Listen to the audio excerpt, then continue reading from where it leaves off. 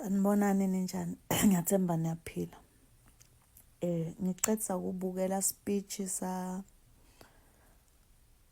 former member of parliament Mthandeni Dube lapho khona bekakhuluma khona ejele nababakhulula bathi bacolelwe inkosi Mswati.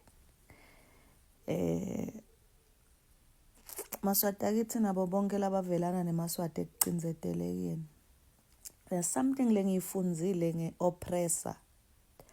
If ubukela ema video Mhlonishwa Baqede lo sejele naye lo boshwe inkosi Mswati wesithathu.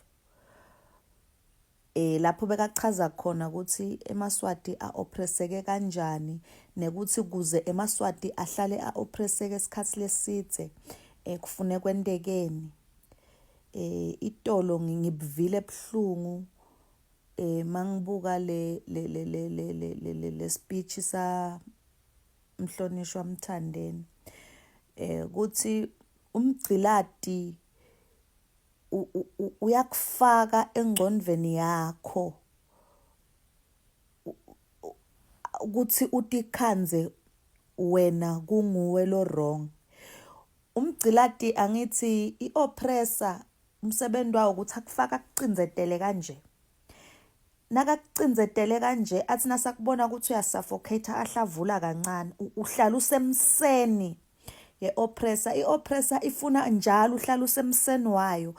I-oppressor itiphathisa kwaNkulunkulu. I-oppressor ifuna kube ngathi uphefumula ngoba kuthanza yona. Umcinzetelo umgcilati ubehave kanjalo. Kufana nemfati lo shade nenvodza lengumgcilati le abuser.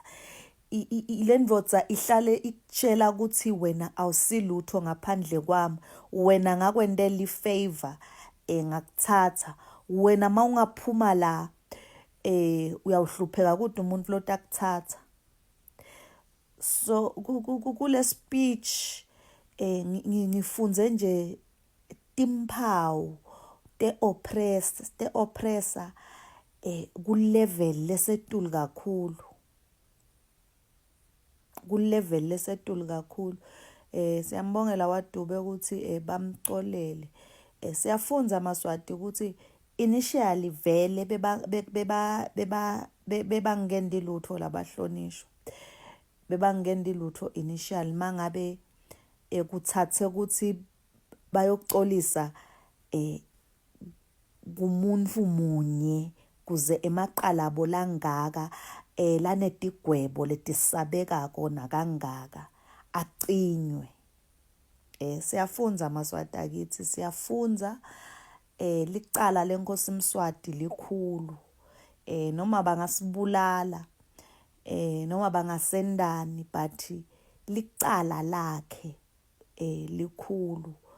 Likhulu licala lakhe. Ngive ebuhlungu kakhulu kule speech ukuthi umgcilati akanavelo maswati. Umuntu lo ngumgcilati akanavelo. Angithi umuntu ongumgcilati akadiboni yena ukuthi wrong. Akadiboni yena ukuthi wrong umuntu lo ngumgcilati. Ufuna kuhlala njalo asetulu, ufuna kuhlala njalo aphethe. Kungaka umuntu ongumgcilati ningakwenda konke kuvamsa kulamula uNkulunkulu esiveni lesifana nathi leside nema resources nemandla okudilwela. So bengifuna lokho nje bengisolo ngiavoida lenza bangiavoida then ngathi asengiyibuka iclip ya Mthandeni la kakhulume khona ka Times of Swaziland, ngiyibonile na ka Democratic News, ngayibona na ka Swaziland News. So ngathi nje asengiavoid gani seyitawuthi inhlitiyo asengilalele ngase ngiyathinzeka ngiyathunikala emoyeni ukuthi umgcilati wakwayichaza Baqede kulamanye ama videos akhe angakaboshwa lento ukuthi umgcilati ufuna ihlale njalo ngazuthi ukwendela ifavor. Ngihlale ngibekisa guys ngale nto yekwenza ukuthi angati but angidiboni man kumbe uNkulunkulu angangendela umusa.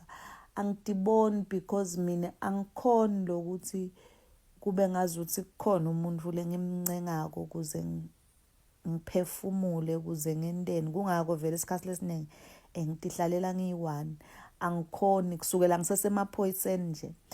Kwangisida nalokuthi sheshe ngithole isikhundla because angikhoni mana, angikhoni lokungathi kungaba nemuntu nje lo kasime etu kwami kufuna ngive ngaye. So hayi vele akusingimi lokho. Bengithi nje eMaswati akithi nabo bonke abantu labavelana nathi ekucinzetelekeni kwethu angikuvete lokho ukuthi futhi umgciladi anjalo engcondweni yakhe angithi umgciladi udelusional.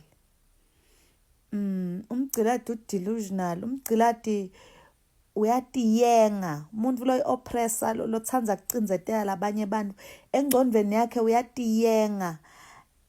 Athi nakatiyenga agcine yena leyo nto leyo latiyenga ngayo ayibelieve. Yena nje he sees nothing wrong ngalokhu la kwente eMaswatini engcondweni yakhe.